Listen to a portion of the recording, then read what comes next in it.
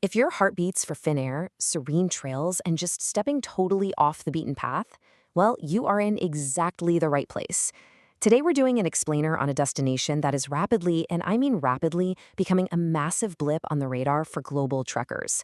We're talking about Pakistan. It's a region defined by absolutely raw, untouched, and wildly diverse mountain landscapes. Seriously, it's quickly going from this whispered secret among hardcore mountaineers to literally the ultimate dream journey for hikers everywhere. Okay, let's dive into this. For decades, if you asked someone, hey, where's the ultimate hiking destination? You'd get the same few answers, right? But ask the experts today, where is the world's most underrated hiking destination? And the answer is totally shifting away from those traditional hotspots straight toward this unexplored frontier.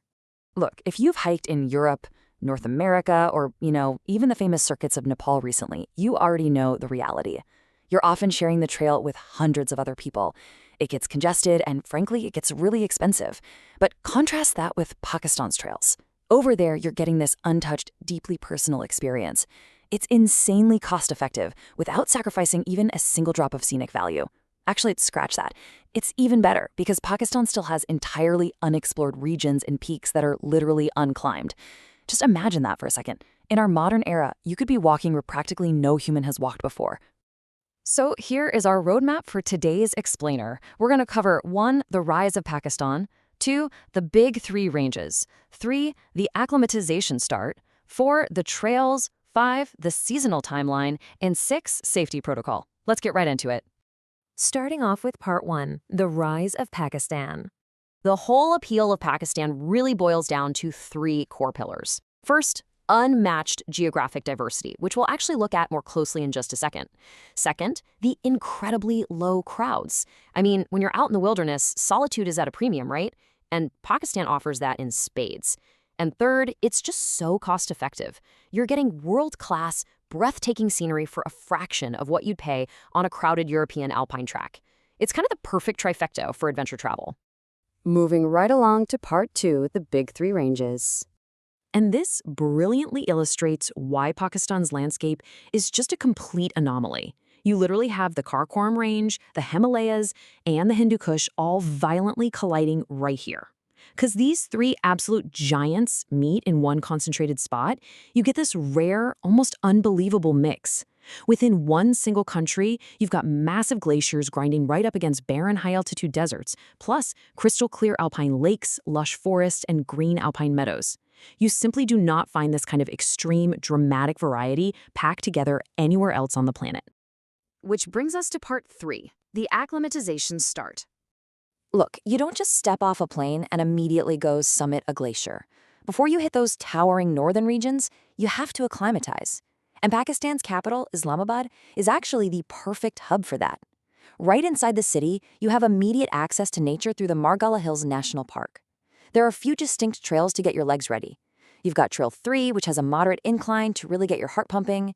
Trail 5 is a super popular spot for a gorgeous sunset hike. And if you're looking for something a bit more extensive, Trail 6 gives you a longer, incredibly scenic route. It's a fantastic, green little alpine intro to the country.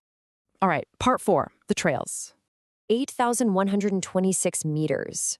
Just let that massive number sink in for a second. That is the towering, awe-inspiring height of Nanga Parbat, which is notoriously known among mountaineers as the Killer Mountain. So the million-dollar question is, how do you actually get to see a mountain that massive up close? Well, you take the Fairy Meadows Track. This is arguably the most famous hiking destination in all of Pakistan. It's this beautiful 3 to 5 day journey that leads you through gorgeous forested paths before, boom, it suddenly opens up into this iconic, world-renowned view of the Nanga Parbat base. And the best part? It's rated as easy to moderate, so it's absolutely perfect for beginners, nature lovers, or photographers trying to get that once-in-a-lifetime shot, and you don't even need to be an elite mountaineer to do it. Let's move to and see how this builds with 2 other phenomenal options. First up, over in the Hunza Valley, you've got the Rakaposhi Base Viewpoint. It's a moderate hike, but the payoff, absolutely insane. You get this incredibly close-up view of the 7,788-meter Rakaposhi Mountain. It's physically rewarding and gives you this dramatic glacier and mountain combo, but you need 0 technical climbing skills for it. Then, if you want something totally surreal, there's the Pasu Glacier Walk up in Upper Hunza. The difficulty on this one varies, but the main highlight is your proximity to the glacier itself. You are literally walking right alongside these sharp, striking ice formations.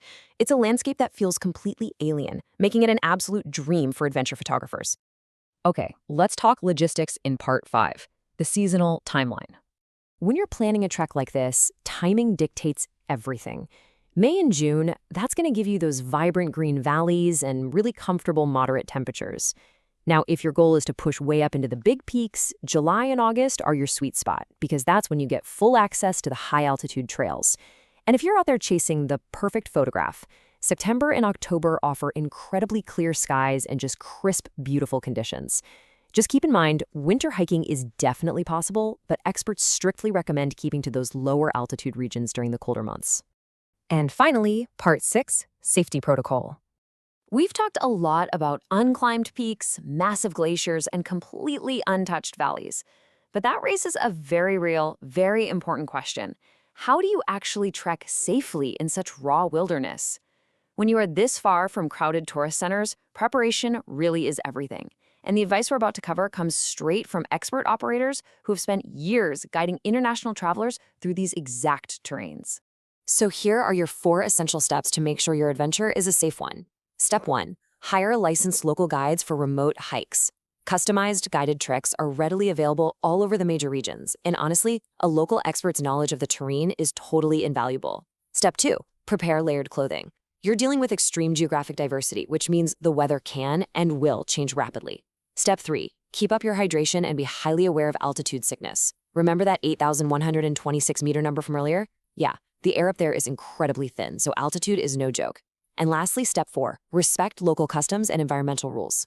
Doing this keeps those untouched regions pristine and makes sure you're building a positive relationship with the awesome local communities hosting you. So we arrive at the end of this explainer with a choice. You've seen the data, you've seen the towering peaks, the affordability, and the sheer untouched beauty of the Karakoram, the Himalayas, and the Hindu Kush. With unclimbed peaks and totally untouched alpine valleys just waiting for you, will Pakistan be your next great adventure, or will you stick to the crowded trails you already know? Definitely something to think about as you plan your next escape into the wild. Thanks for hanging out with me today, and keep exploring.